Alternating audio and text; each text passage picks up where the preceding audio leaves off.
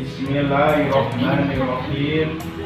Assalamualaikum warahmatullahi wabarakatuh. Waalaikumsalam warahmatullahi wabarakatuh. Alhamdulillahirabbil alamin. Nahmaduhu wa nastaghfiruh wa na'udzu billahi min shururi anfusina wa min sayyiati a'malina. May yahdihillahu fala mudhillalah wa may yudlil fala hadiyalah. Asyhadu an la ilaha illallah wahdahu la syarikalah wa asyhadu anna Muhammadan abduhu wa rasuluh. Allahumma shalli ala sayyidina Muhammad wa ala alihi wa sahbihi ajmain. Amma ba'd. Qala Allah Ta'ala fil Qur'anil Karim. A'udzu billahi minasy syaithanir rajim. Bismillahirrahmanirrahim. Inna a'tainakal kautsar fasholli li rabbika wanhar inna syanaka wal abtar. Shadaqallahul azim. Anak-anakku yang Bapak cintai, pertama dan yang paling utama, marilah kita senantiasa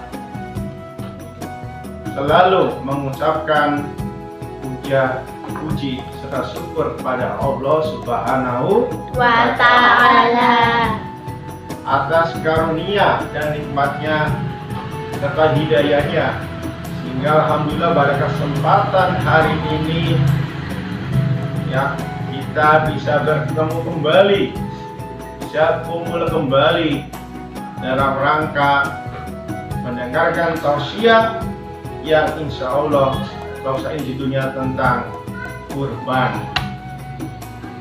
Semoga nanti tausiah kurban ini bermanfaat untuk diri kita sendiri dan untuk kalian semuanya, dan kita kedepannya kita amalkan ketika kita menjadi orang agniya atau orang kaya. Jangan sukan-sukan untuk berkorban.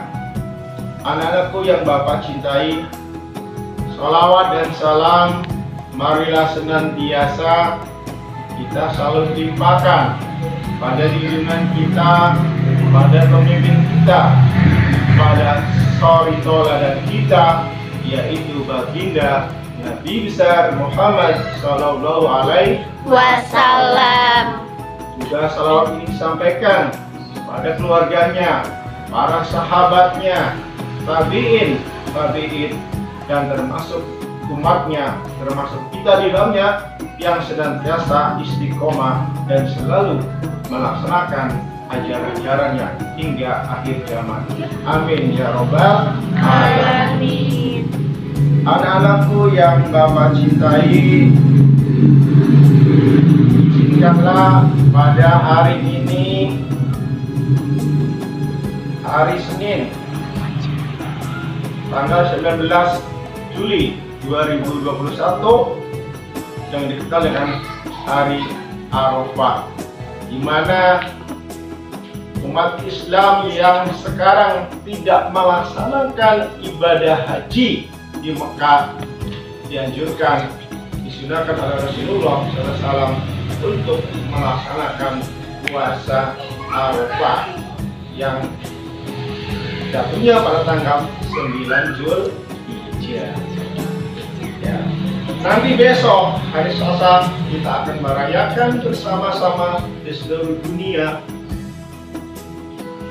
10 Zulhijjah, yaitu hari kemenangan kita yang dikenal dengan hari raya Idul Adha atau Idul Kurban. Baiklah anak-anak, tema kita adalah kurban.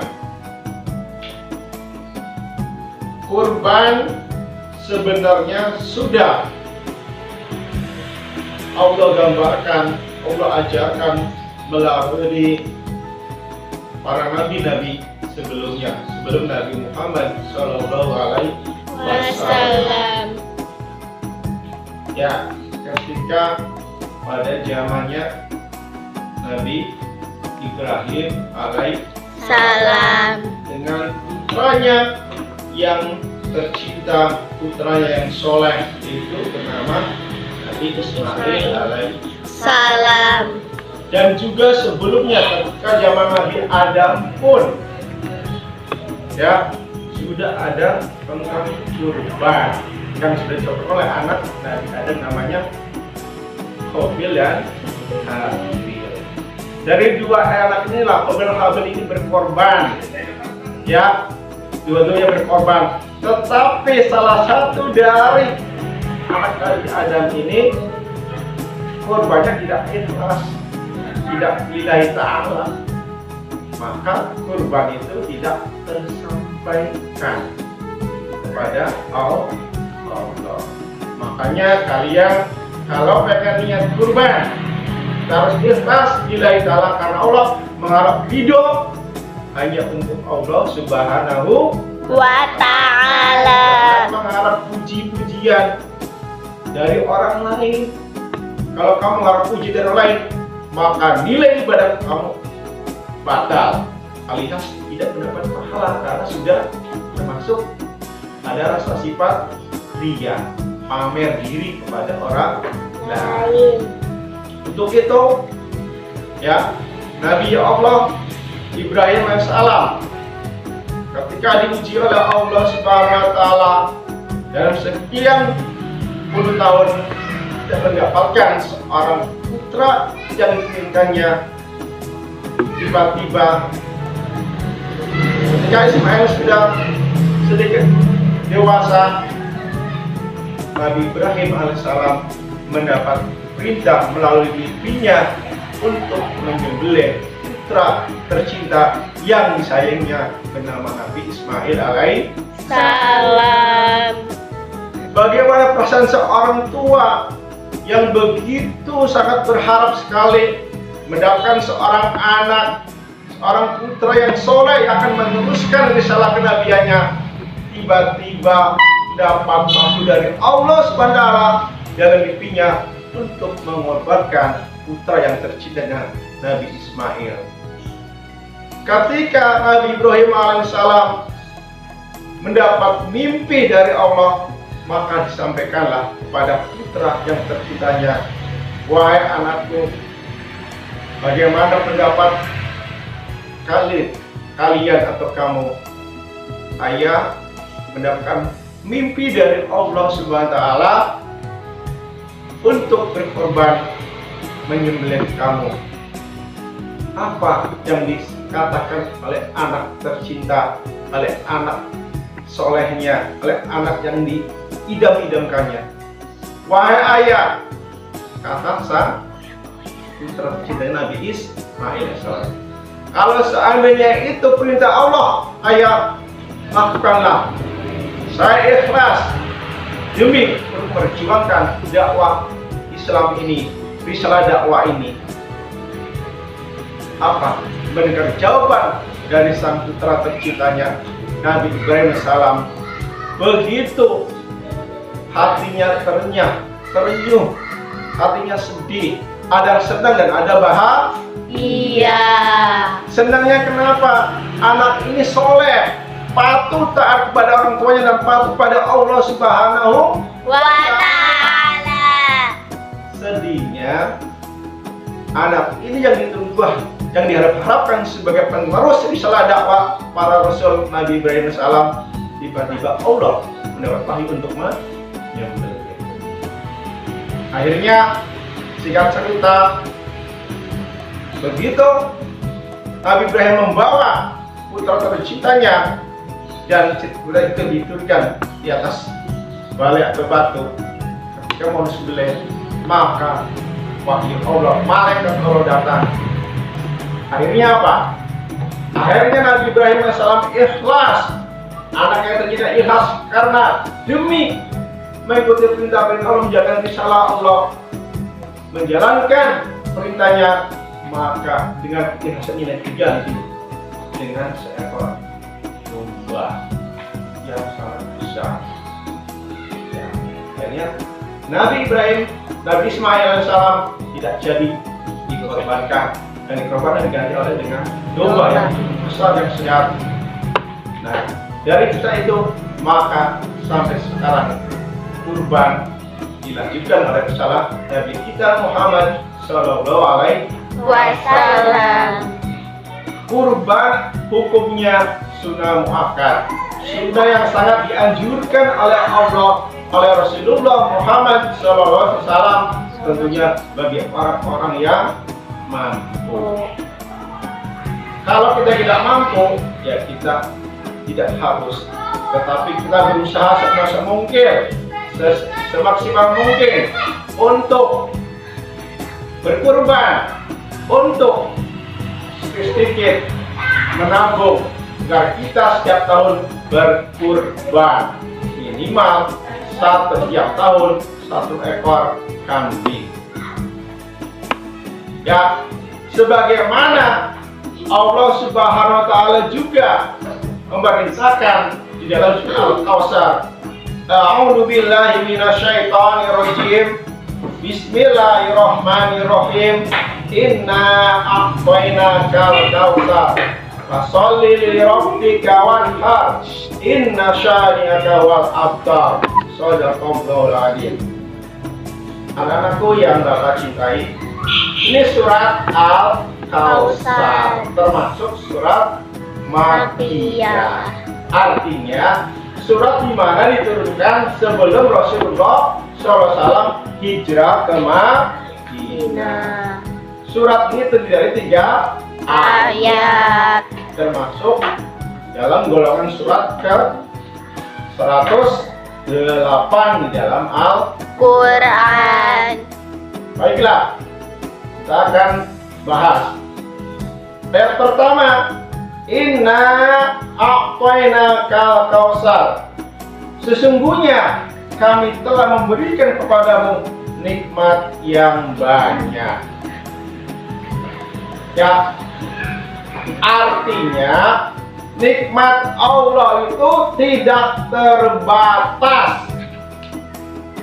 Berapapun kamu perhitungkan, kamu jumlah dengan menggunakan alat kalkulator atau alat hitung yang lainnya, tidak ada satupun yang sanggup menghitung nikmat Allah berapa banyak.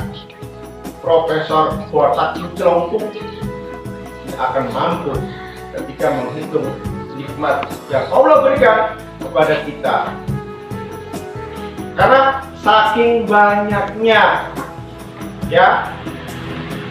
Ya, kata Allah berfirman dalam surah Al-Riyad ayat 56, Bismillahirrahmanirrahim.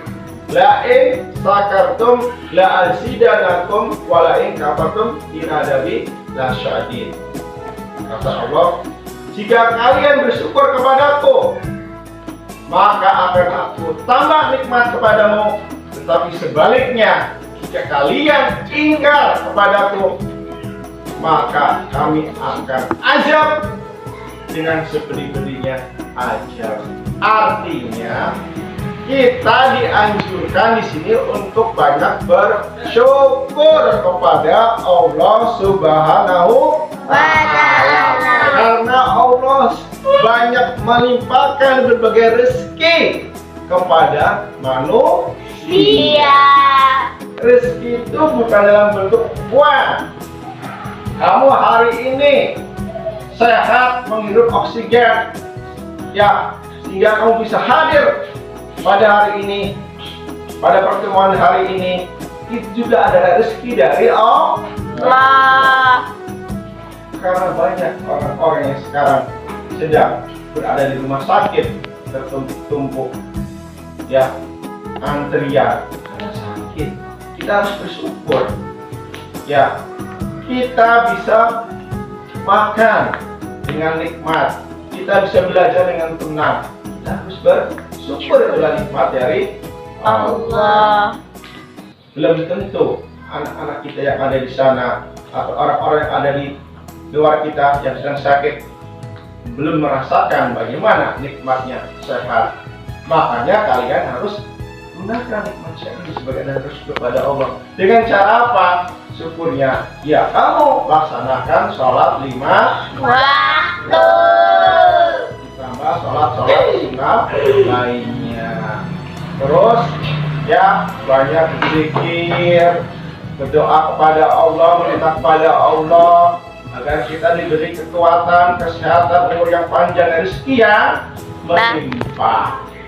Ya, diberi meminta kepada Allah agar diberi pemahaman, diberi kepahaman agar kita bisa menerima ilmu dengan baik dan bisa diterapkan dalam kehidupan kita sehari-hari. Ya, apalagi yang harus disyukurin? Ya kita dengan syarat sodako atau zakat atau infak. Ya, infak atau membantu orang yang membutuhkan, anak yatim. Ya, menolong ibu kita yang sedang sibuk, kamu bantu, itu sebenarnya rasa syukur kepada Allah juga. Kamu membantu orang tua kamu. Ya, jadi rasa syukur itu nggak harus kita ucapkan dengan alhamdulillah. Alhamdulillah boleh, itu aja sekedar di mulut, tapi kita harus dengan actionnya dipraktekkan dalam kehidupan sehari-hari. Minimal kita sholat 5 waktu dan baca Al-Quran, pahami isi Al-Quran, amalkan diri kita sendiri, dan kalau sudah paham, ajak keluarga kita selamat, jangan untuk sendiri, selamat bareng-bareng. Minimal keluarga harus selamat dunia akhirat, umum umat Islam agar selamat masuk surga Allah Subhanahu wa Ta'ala.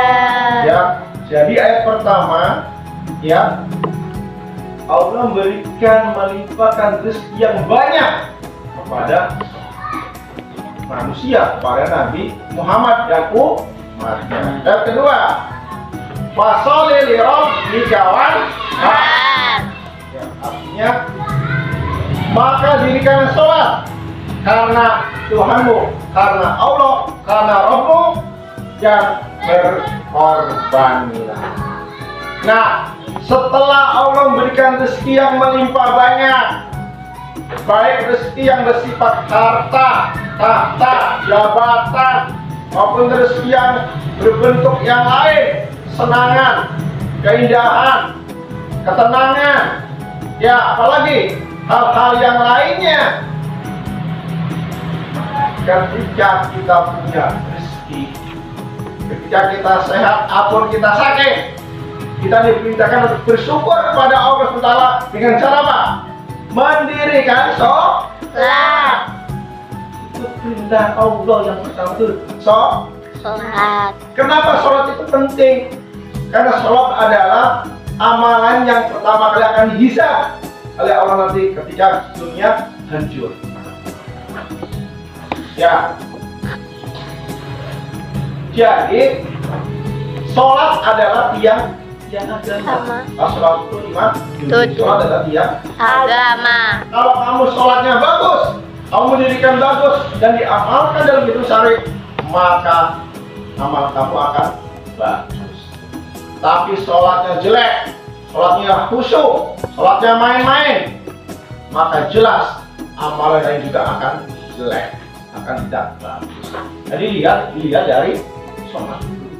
Kalau sholatnya kamu sudah khusyuk, rapi gerakannya sesuai dengan disunahkan Rasulullah, ya, bacaan kita tartil, tidak tergesa-gesa, harus ada tumanina, maka insya Allah berarti kita akan mendirikan sholat. Dan mendirikan sholat itu artinya seketika kita mendirikan sholat sudah selesai harus tertinggal, artinya harus ada bekas. Kalau itu sesuatu yang tidak layak untuk kita, tidak baik untuk kita, atau haram untuk kita, ya kita jangan dikonsumsi, jangan dimakan, karena itu hukumnya haram. Kalau itu halal, ya kita ambil. Ya, kalau itu bukan hak kita, ya jangan diambil. Kalau hak kita ambil. Artinya, kalau yang baik katakan baik, yang jelek katakan jelek. Ya, walaupun itu ya berat untuk dilakukan oleh kita, tapi dari sekarang bismillah, niat karena Allah untuk melaksanakan sholat 5 waktu dan sholat sunnah lainnya. Yang kedua, bersyukurnya apa?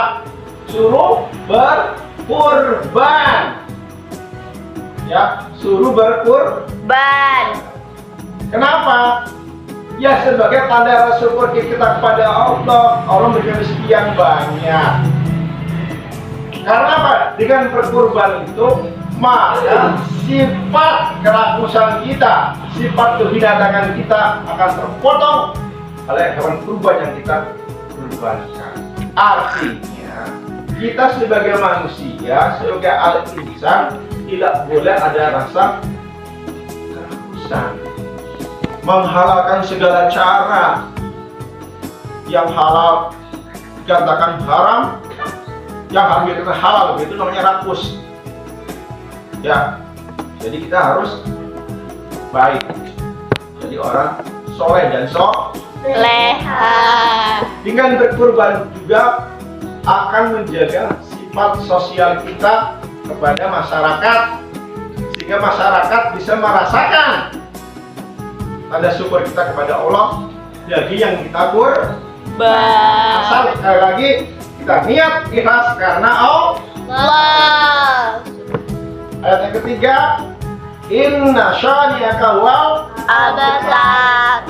sesungguhnya orang-orang yang kamu benci, sesungguhnya orang-orang yang benci kamu adalah orang-orang yang terputus. Maksudnya siapa sih orang yang benci kamu? Mereka yang terputus, artinya orang-orang yang tidak melakukan sholat 5 Waktu. Kalau orang umat Islam tidak melakukan sholat 5 waktu secara rutin, secara kontinu, walaupun mereka katakan oleh masyarakat orang baik, dermawan, suka memberi, suka membantu dan sebagainya, tapi tidak sholat, tidak melakukan sholat 5 waktu, maka semua amal ibadahnya saya kan nol besar. Karena ibadahnya bukan karena Allah, bukan ikhlas karena Allah, bukan karena lillahi ta'ala. Ibadahnya mengharapkan pujian, sanjungan, pembicaraan dari orang Lain. maka dikatakan perbuatannya itu perbuatan ria. Maka hanguslah nilai amal ibadah. Tetapi kalau kitanya melaksanakan sholat 5 waktu dengan khusyuk, dengan ikhlas dan baik dengan aturan sunnah Rasulullah SAW, maka kesana pun ibadahnya akan baik. Karena cerminan seorang itu dilihat dari sholatnya dan tingkah lakunya atau akhlaknya. Kalau kita sholatnya tidak baik, maka akan mencerminkan akhlak kita tidak baik. Ya, termasuk amal-amal ibadah lain pun tidak baik. Tapi kalau kita sholatnya baik, kita menjaga akhlak kita juga baik, maka amal-amal ibadah pun yang lain juga akan baik. Karena cerminan dari seseorang adalah lihat dari sholatnya. Karena sholat adalah amalan yang akan pertama kali yang akan disebut oleh Allah ketika kelak kita sudah hancur atau di kiamat di akhirat kelak nanti. Ya, anak-anakku yang Bapak cintai, ya, dari penjelasan tadi tentang kurban, ya, pada intinya kesimpulannya yang pertama menjelaskan kekuasaan Allah SWT melalui nikmatnya yang banyak. Itu yang pertama. Kekuasaan Allah itu banyak. Allah berkuasa memberikan nikmat yang banyak kepada sesuatu hambanya, kepada makhluknya. Kun fayakun, jadi jadilah. Nah, ketika kita sudah dikasih rezeki yang melimpah, yang banyak, maka kata Allah kita suruh bersyukur dengan cara sholat 5 waktu dan berkurban. Itu. Yang kedua, ini perintah Allah. Perintah Allah, bukan perintah presiden loh. Presiden cuma nggak ada apa-apanya. Ini perintah Allah yang menciptakan manusia. ya sebagai khalik, manusia sebagai abid atau makhluknya. Kita diperintahkan untuk apa? Untuk sholat 5 waktu atau sholat opsional dan berkurban. Yang ketiga, bagi kaum yang terputus, yaitu orang yang tidak melaksanakan sholat 5 waktu atau orang tidak bersyukur kepada Allah dengan cara berkurban, infak atau sedekah, atau membantu anak yatim, membantu orang tua yang sedang membutuhkan. Ketika kita sudah dewasa atau mampu, maka kita bantulah orang tua.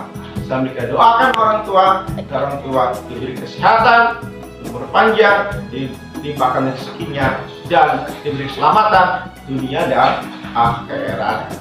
Demikianlah tausiah singkat pada hari ini. Barangkali di antara kalian ada yang mau ditanyakan? Baiklah, kalau kalian tidak ada pertanyaan, nanti kita sama-sama saling berkoordinasi, berkomunikasi di grup WA masing-masing kelas. Silakan kalian boleh bertanya, insya Allah akan Bapak jawab kalau Bapak mampu untuk menjawabnya. Kalau tidak, nanti buat PR buat Bapak. Demikianlah tausiah singkat pada hari ini.